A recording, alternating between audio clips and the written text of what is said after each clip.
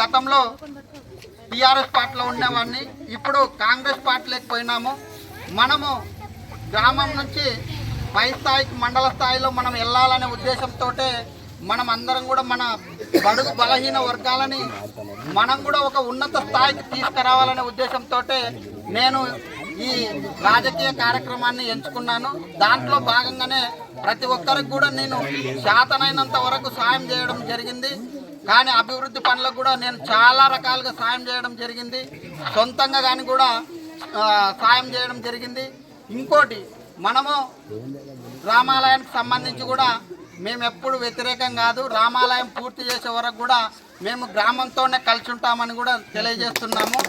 అలాగే గతంలో మసీదుకి కూడా మట్టి లేదని చెప్పడం జరిగింది. దాన్ని కూడా మేము పూర్తి చేస్తామని కూడా తెలియజేస్తాము. ఎందుకంటే మట్టి వేసి అక్కడ సీసీ వేయాలనే ఉద్దేశంతో కూడా మా దృష్టికి తీసుకురావడం జరిగింది. దాన్ని కూడా మేము పూర్తి చేస్తాము. ఏదైనా కూడా మనం ఒకటే, మనమేమి ఎవరికి వ్యతిరేకం కాదు, ఎవరికి విరోధం ఏం లేదు. మనం అందరం కలిసికట్టుగానే ఉంటాము. ఇప్పుడు ఏ విధంగా అయితే మనం వచ్చినామో అదే విధంగానే ముందుకు పోవాలని కూడా తెలియజేస్తున్నాము. నేను కాంగ్రెస్ పార్టీలోకి పోయినాను కాబట్టి ఈ సర్పంచ్ అభ్యర్థిగా ఇక్కడ మనం బునాది వేసినట్టయితే మండలంలో రేపు నాకు జెడ్పీటీసీ కానీ ఎంపీపీ కానీ అవకాశాలు కల్పిస్తామని చెప్పి కొంతమంది మా పెద్దలు, పార్టీ పెద్దలు తెలపడం జరిగింది.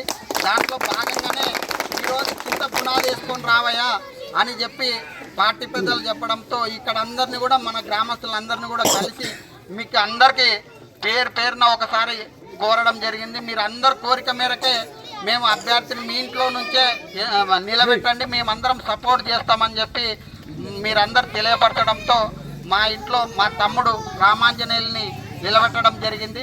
మా తమ్ముని గుర్తు ఉంగరం గుర్తు. మీరందరూ కూడా ఉంగరం గుర్తుకి ఓటేసి అత్యధిక మెజార్టీతో గెలిపించి మరొకసారి అభివృద్ధి వైపు నడిపించాలని కోరుతూ, అలాగే మన వార్డు మెంబర్లు 1వ వార్డు మెంబర్కి వచ్చేసి గౌను, ఆయనకు కూడా అత్యధిక మెజార్టీతో గెలిపించాలని కోరుకుంటున్నాను. 2వ వార్డు మెంబర్కి వచ్చేసి కూడా గౌను, ఆయనను కూడా అత్యధిక మెజార్టీతో గెలిపించాలని కోరుకుంటున్నాను. 3వ వార్డు మెంబర్కి కూడా గౌను, ఆయనను కూడా అత్యధిక మెజార్టీతో గెలిపించాలని కోరుకుంటున్నాను. 4వ వార్డు మెంబరు గౌను, ఆయనను కూడా అత్యధిక మెజార్టీతో గెలిపించాలని కోరుకుంటున్నాను. 5వ వార్డు మెంబరు గ్యాస్ పోయి, ఆయనను కూడా అత్యధిక మెజార్టీతో గెలిపించాలని కోరుకుంటున్నాను. 6వ వార్డు మెంబరు గౌను, ఆయనను కూడా అత్యధిక మెజార్టీతో గెలిపించాలని కోరుకుంటున్నాను. 7వ వార్డు మెంబరు మన గౌను, ఆయనను కూడా అత్యధిక మెజార్టీతో గెలిపించాలని కోరుకుంటున్నాను. 8వ వార్డు మెంబర్ వచ్చేసి గ్యాస్ పోయి, దాన్ని కూడా అత్యధిక మెజార్టీతో వేసి గెలిపించి ఆయనను కూడా గెలిపించాలని కోరుకుంటున్నారు.